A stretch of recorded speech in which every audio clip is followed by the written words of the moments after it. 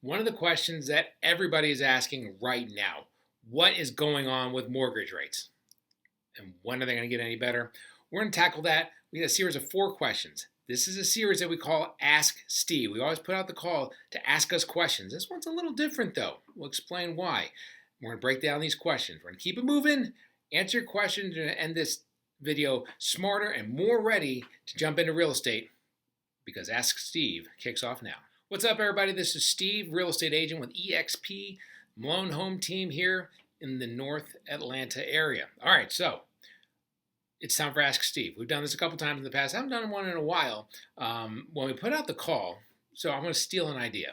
I'm a big Colin Cowherd fan. If you don't know who that is, he's a sports talk guy. Drives my wife crazy. I listen to sports talk. I'm just like my father, I guess. But I love listening to his stuff. And he used to do a thing where he did fake questions he wished that people would ask him. So that's what we're going to do today. Because when we do Ask Steve, we get some good questions, but I've kind of, there are questions that I really wanted somebody to put down on paper and say, ask this, because this is what I want to break down. And people would like kind of skirt around it or whatever. So I'm like, you know what, today we're gonna do 4 make-believe Ask Steves. The Ask Steves that somebody should have asked, like officially. So that's what we're going to do today. We started by saying, though, before we get into that, like and subscribe if you don't mind. It would be a huge help to us. Helps to, obviously, we end up higher in the SEO, get this in front of more people, helps us to build the business, get our team in front of more people, and helps us to have more eyeballs, pass this information along, because this is information people are going to want to know. Okay, so I'm not going to ask you to download an app or to like go to any stores to go buy anything. No, just like and subscribe, and then you're done. Appreciate you. All right, so 4 questions. We're going to move. I don't want this to drag. I want to be like 4 to 5 minutes on each answer. And then what I want in the comments, you tell me, which one of these do you want me to do like a longer hit on? Because I could go for like an hour on all of these, all right? But I don't want to drive anybody crazy. So I'll give you 4 quick hits. If something hits you and you're like, you know what, go deeper on that. I don't know, I'm just throwing stuff out here. Just trying to keep the people in knowledge, okay? So here we go. 4 fake questions coming up. Let me know what you think. So, question number 1 from Paul in Poughkeepsie, New York. I'm way huge in Poughkeepsie, dude. What is going on with the bleeping mortgage rates? Okay, so that's a question a lot of people are asking me. Maybe they don't throw the bleeping in there, but sometimes there's a bleeping, and yeah, it's not bleeping. There's a word in there. Mortgage rates. Holy cow. All right, so what's happened is this year we were expecting mortgage rates to slowly and steadily fall throughout the year. Started the year like upper 6s, and we're going to steadily. A lot of people were thinking it would be in the 5s. Man, I didn't think it would be in the 5s, but I thought we were going to slowly, steadily, nice and easy head towards 6, maybe upper 5s by the end of the year. That was the plan. Okay, everybody else a little more robust and more excited about it. I was kind of a little more middle of the road. That's not what happened. All right, the economy is still showing signs of strength. Unemployment rates are still showing signs of strength. Okay, when the Feds see that their rate being high has caused a lot of unemployment and has caused the economy to really crater, they will be satisfied and they're going to start bringing their rate down. Okay, them doing that, them being satisfied by all that is because they're reading the data that shows that the economy is slowing and all that good stuff. That's what's going to pull the mortgage rates down. Keep in mind, the mortgage rates and the Fed's funds rates that they set, they're not connected. They run in tandem, but they're not connected, okay? So once you see the Feds really dropping their rates, you're also going to see the mortgage rates drop just because they're driven by a lot of the same things, okay? But what's happened over these last couple months is unemployment has stayed stubbornly strong for the economy. The economy has stayed stubbornly strong all the way around, okay? Once that changes, mortgage rates are going to change. But we say it all the time. And you can get this, like if I was one of those realtors that tattooed all the laws of real estate on my body, this is like right here on like one of the arms, okay? This is the big one, okay? Great economic news equals bad mortgage rates. Bad economic news equals great mortgage rates. Period. End of story. So if you hear something that says, oh, the unemployment rate went down, wonderful economic news, bad for mortgage rates are going up. If you hear something like during the pandemic when unemployment went to like 10 to 12% because a lot of people got furloughed and everybody was at home and things were terrible. Terrible economic news. Great for mortgage rates because mortgage rates got down to 2 to 3% range because they're trying to stimulate the economy. Okay, so keep that in mind. Every time you hear something economic wise in the news that says, oh, unemployment rate went down, yay, great news because we want people to be employed and want them to feed their family. But mortgage rates, if you're waiting for mortgage rates to come down before doing something, you know what's going to happen? You're going to be waiting for a little bit longer because the economic news is good. So that's why we are where we are, because the economic news is staying strong. With the economic news staying strong, the mortgage rates are going to stay high. So what are we looking at? My thought is, as we head throughout the year and looking at what the Feds are going to do, they're very much hesitant to do anything right now. We may only get one Fed rate cut by the end of the year. That may equate to us on the mortgage side. We may end up in the upper sixes, maybe mid sixes by the end of the year. Upper sixes better bet. I think we're pretty high right now, like in the mid upper sevens right now. But I don't see a big force that's going to push everything back down. I mean, I would think that by the time we get to end of the year, Feds drop their rate once close to the election. I think we may see the mortgage rates get back in the mid sixes. That's the best we're going to see this year. But even next year, it looks like the Feds are even quieter on what are they going to do next year. They may only do 1 or 2 drops next year. Beginning of the year, it looked like they were going to do 4 to 6 drops this year, maybe 4 to 6 next year. Things are rocking and rolling as far as them like unloosening their grip on the rates and letting things just kind of come back. Doesn't look like that's what's going to happen. So that's what we're watching. Economy stays strong, unemployment stays strong. Great economic news. It's bad for mortgage rates. Okay, so when you watch the news and you hear that, that's what that means. We're hoping a little bit of relief by the end of the year, but don't hold your breath. All right, question number 2 comes to us from Betty in Dothan, Alabama. Dothan, Alabama, everybody's favorite place on the way to the beach.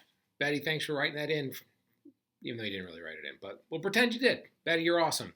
All right, why do realtors always say it's a great time to buy? Always. Okay? Guilty as charged. I feel like, especially in Atlanta. Now, the thing you have to remember about real estate, okay? Real estate is not Bitcoin. It's not a stock. It's not something on the not something like an index fund or something like that. It's not something where, and again, index fund is probably not the right thing because that's more of a longer term play. But I'm talking about stock. Let's say I'm just picking Delta just to say Delta. Let's say Delta has like a really bad month and the numbers come down and whatever and blah, blah, blah. And you're like, dude, Delta's Delta, dude. Like Delta's awesome. If they have a really bad month, I buy the you-know-what out of Delta. I take a flyer on and see what happens. Maybe Delta goes up 10% in like a week, and then you jump out and you just made like 10% on your money in a week. It's great. It's not how real estate works. Okay, real estate is a long-term play. All right, so that's number 1. If you're looking for a short-term investment, real estate's not it. Okay, but if you're going to drop roots somewhere for 3 to 5 years, holy cow, you're going to buy a house. Okay, especially here in North Georgia, there are definitely real estate places where, or localities where it's much more crazy on the up and down scale, where like you get a great big jump up in prices and maybe you can get a drop in prices the next year. Talking about like San Diego, Los Angeles, talking about Austin, Texas, talking about the Northeast around New York, like DC, like places like that where you get violent swings, Here in Atlanta, we don't get violent swings, we get steadiness, okay? We have low inventory. Atlanta's always a hot spot to go to, okay? Yeah, there are better places to buy than others. I mean, there are the towns that we all know that are great towns, like top 10 towns in the U.S. type towns. I'm not going to say who they are, but you know who they are. And then there's other places that are a little further away from the city that it's going to be harder to sell at some point. So yeah, I mean, so there's places where it's going to make more sense to buy certain places than other places. But is it the right time to buy? It's a bad time to buy if you can't afford it. I've always said that. I will always say, and there's renters right now who they're renting for a reason. Okay, you may be moving in a year. If you're moving out of state in a year and you know 100% you're moving out of state in a year, don't buy a house. You may not get that money back. You just don't know. If you are if you can't afford the down payment, then don't buy right now. If you try to jump into a house with a super low down payment and the mortgage rates, or with the mortgage rates where they are right now, your monthly payment's going to be crazy and you can't afford it. If you can't afford it, don't buy a house. Okay? I'm 100% on board with that. But the studies have shown that homeowners versus renters, homeowners have a 40 times higher net worth than renters. Okay? You gotta buy something. Okay? In time, you gotta buy something. So if you're gonna be there for 3 to 5 years, buy something. Okay, because A, it's going to go up in value. B, you're going to be paying down your loan. Okay, so it's like a forced savings plan. And C, there are tax benefits to owning the house. Okay, so and D, when you sell it as long as it's your primary residence. You sell it tax free as long as it's under like the 500,000 for married couples, 250 for singles. Okay, if like that spread or whatever. So you buy like a $400,000 house as a married couple and you sell it for $900,000. That's $500,000 you made tax free, as long as it's your primary residence. Okay, it is what it is. So to me, it's tax free, like tax free investment. It goes up in value. You're paying down your mortgage. You get tax benefits. You can write stuff off. Okay, for all those reasons. So to me, if you're going to live somewhere, you're paying a mortgage. Always say that you're paying a mortgage. You're always paying a mortgage. Okay? If you're renting, you're paying a mortgage. You're paying their mortgage. Okay? If you have to rent, I 100% am with you. Rent because it makes sense. But renting for the next 25 to 30 years does not make sense. Okay? I want you, protect your family, protect your legacy. I want you to buy something. And yes, right now with the interest rates being crazy, it's hard. It's expensive. But the prices are going to go up every year. So even if you buy something right now with rates in the sevens, in the next 2 years, it's all going to go up like 6 or 7% a year. So 2 years from now, when the rates are in the fives, potentially, I can't promise that, but potentially, two years when rates are in the fives, and you refinance the house that you bought today, that's a smarter move than waiting until then for the house to go up 6 or 7% every year for the next 2 years and buying then. So then instead for a $500,000 house, instead of refining a $500,000 house, you are buying a $575,000 house. Okay? I want you to make that $75,000. Okay? Now don't overdo it. Don't assume that we're going to get rates coming way down and you're going to get a mortgage, or make it, it's going to be 5% in 2 years. Don't assume that. You never know what's going to happen. Get what you can afford. But I'm just saying, to me, real estate, you have to buy smart, you have to buy in the right area, you have to have it looked at, you have to, because you can buy a bad house. I promise you, okay? I've seen it. I've seen people do it. You can buy a bad house. As a whole, love real estate. And it's never a bad time to buy real estate because in the next 3 to 5 years, you are 99.9% sure, especially here in Atlanta, you made the right call. There you have it. That's why I always say, buy a house. All right, so our next fake question came from Bill in Alpharetta. All right, a little closer to home. Bill says, I heard that based on the recent lawsuits, I heard that homeowners don't have to pay buyer's commissions anymore. Is that correct? Bill, good question. All right, so on technicality, you've really never had to pay for buyers. Commissions are always negotiated. We're always talking to people about the commissions, and we always tell them that we take X percent.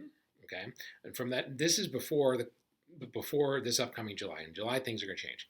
We always say, I'm going to take X percent, and of X percent, I'm going to offer Y percent as an enticement to the buyer's agent to get them to come in, bring their people, blah blah blah. So theoretically, yes, but we lay it out up front. If you say I don't want to pay a buyer's agent, we could always say, all right, we don't have to pay a buyer's agent, or we can always pay a buyer's instead of Y, we can pay him Z, or instead of Z, we can pay him like Z minus 1, whatever. I mean, we could. It's always, like I said, negotiable. Okay, so that's number one. Number two, I also have a coach who talks about how, look, the reality is the buyers are paying the commission because at the end of the day, every closing he's ever gone to, the buyer's the one that brings the check. So the reality is the buyer's paying the commission anyway. So, I mean, depending on how you look at it, I mean, there's really, who pays for what, whatever. And I get the way that it was and the way that it is now. Okay. So the ruling basically states that right now, what's going to happen is the buyers or the sellers are going to pay for the selling commission, for the listing agent's commission. And they can also say, hey, I'm willing to give blank to buyer's agent. They're going to be in two separate lines, okay? But we're not allowed to advertise that.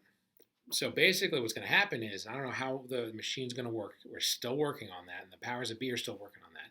But what's going to happen is buyer's agents are going to have to call and say, hey, are you offering a commission? And we'll say, yes, or are you offering a payment or a credit or whatever? I don't know if you can call it a commission, okay? Whatever they're going to call it. Are you offering the buyer's agent anything? And say, yeah, we're offering a credit of X percent or Y percent or Z percent. Or I heard from a coach earlier today, basically saying, we're not saying what we're offering. We're saying, give us a deal. What's going to happen going forward is the buyers and the buyer's agents are going to negotiate on the front end, how much am I worth, the buyer's agent? Okay, and the buyer's agent got to show their worth. And what's going to happen is the buyers, you cannot look at a house anymore without representation. Okay, that's different. Okay, it used to be that you should have representation when showing somebody a house, but now you cannot show a house without having somebody sign something. Even if it's like a one-day contract, you have to sign something. Okay, so the question is, going forward, what's going to happen? Okay. A lot of the stuff is still up in the air as far as how it's going to work, and how people are going to find things out. Should you find things out? All that stuff, and it's still going to work itself out. But what we always feel like when we're talking to our sellers is, because sellers at the end of the day, they don't want to pay anybody they don't want to pay, and I 100% agree with that. I don't want you paying anything more than you want to pay. But if you offer some kind of credit, commission, whatever you want to call it, to a buyer's agent, the bigger that is, the bigger the pool of the buyers that come in to purchase that home. Okay. Right now, if I look at all the houses on the MLS right now, you can look at houses on the MLS right now that have been sitting for a while. They're either overpriced or maybe the commission's too low. Okay. Now, that does not mean that the agent, that's what everybody automatically says, oh, the agent's only showing them houses that are this and that. The agent may have an agreement, and that's something we're going to start doing with our buyers now that we're in this world. We're going to say, look, we make X percent. That's what we're going to charge, okay? Because we're worth every penny of it to help you make the smartest financial decision and the biggest financial decision that you'll make. To have us walk through that with you is worth X percent, okay? That's what we're going to get paid. So the reality is, if X is what we're going to get paid, that's what we negotiate with our buyers, okay? And my goal is to have the seller pay that, and to have it come from the seller as a contribution. That's our goal.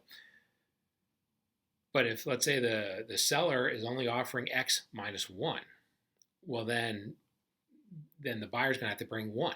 Or if it's X minus 2, then the buyer's going to have to bring 2. And the buyer might say, well, I'd rather go to somebody that's just going to pay you the whole thing, and then that way I can go higher on price. It's a possibility too. So just because it's a low commission doesn't mean that the agent doesn't want to show it. Buyer may not want to see it because the buyer doesn't want to have to come out of pocket. It's going to be a weird world there for a couple months where we're trying to figure all that stuff out and how everything's going to land. So what I would say is, as before, everything's negotiable. I think that the hows, the intricate details are absolutely going to change. The intricate details, the overall ideas, I don't think are going to change. I think that to sell the house, I would offer something because, to bring as many people in as possible. Our goal to get your home sold, the more people that see it, the more offers you get, the better offers you get. That's how you get the best deal, okay? And a lot of times I feel like, from what I've seen in the last 7 years, you make up that money. People are like, well, I don't want to give that money up. I promise you make up that money by having more people standing in the driveway, looking at other people go in and out of the house saying, holy cow, right?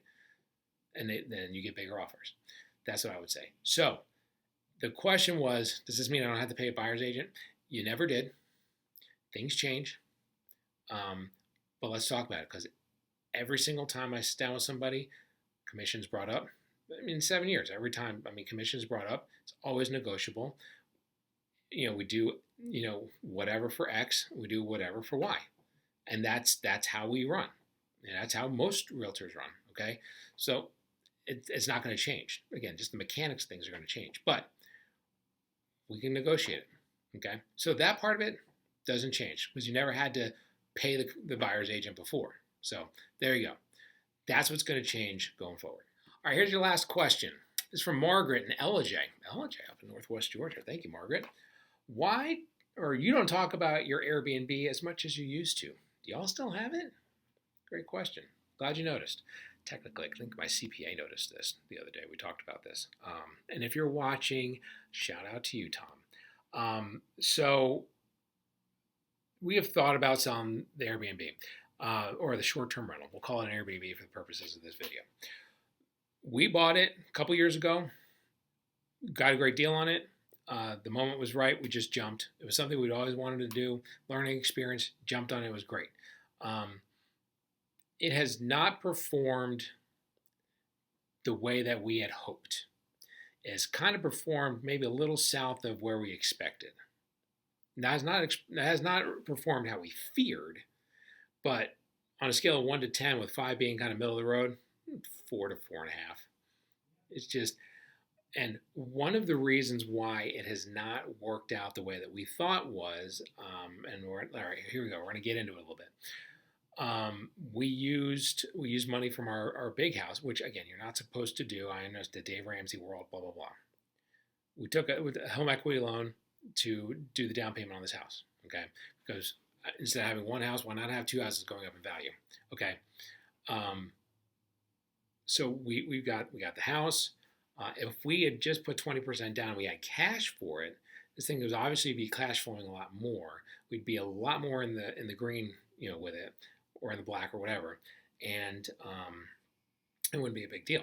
But because we kind of we over leveraged ourselves with this house, so it's not going the way that we wanted it to. A, B, to be honest, I don't think it's gone up in value the way that I wanted it to. Not in that area. I really thought in that area things were going to pop. They're doing okay. It's not popping the way I wanted it to.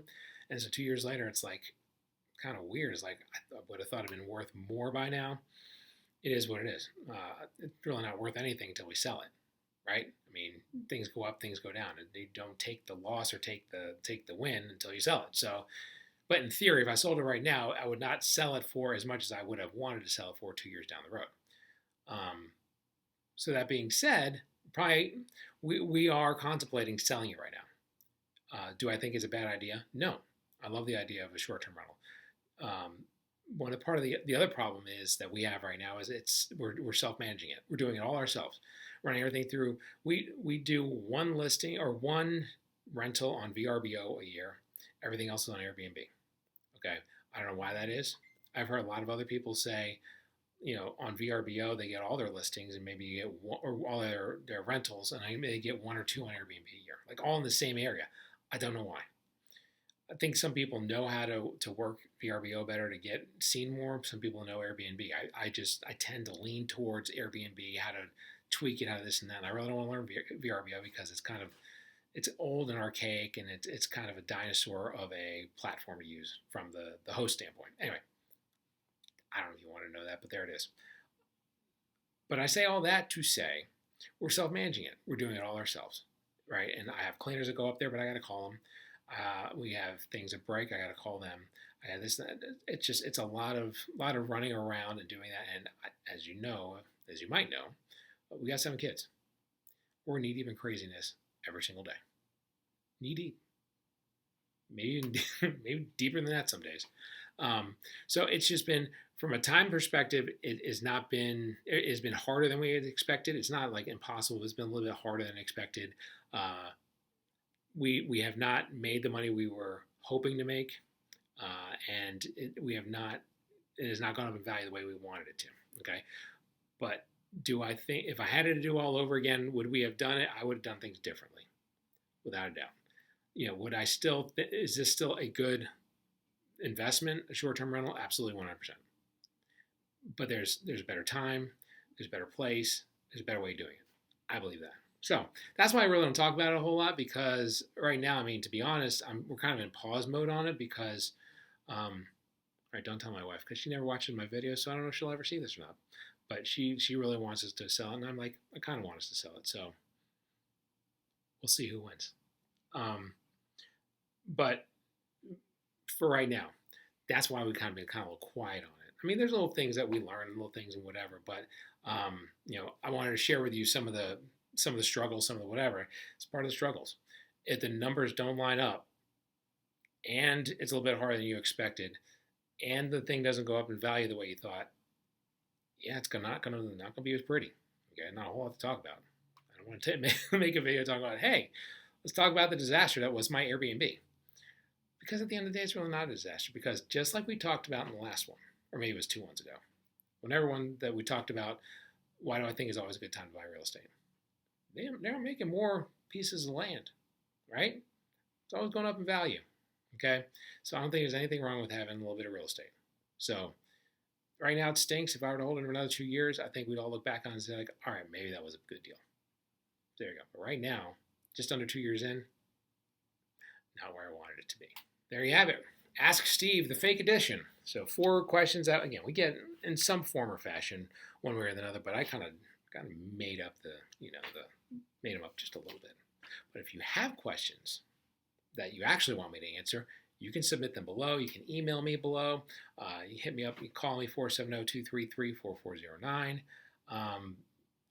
Let me know if there's any of those things that you want us to go a little bit deeper on, or if there's something else you want us to cover, or any of that stuff. Just remember to like us and subscribe to us. And let's just get these mortgage rates down. Come on. This year's starting to get off the rails a little bit. All right, we're in the beginning part of May, and the buyers are starting to trip. Okay, so we need to get these mortgage rates back on the rails. Let's see what happens. This is Steve, Malone Home Team, EXP, North Atlanta area. I appreciate y'all watching. Seriously, take care. Bye.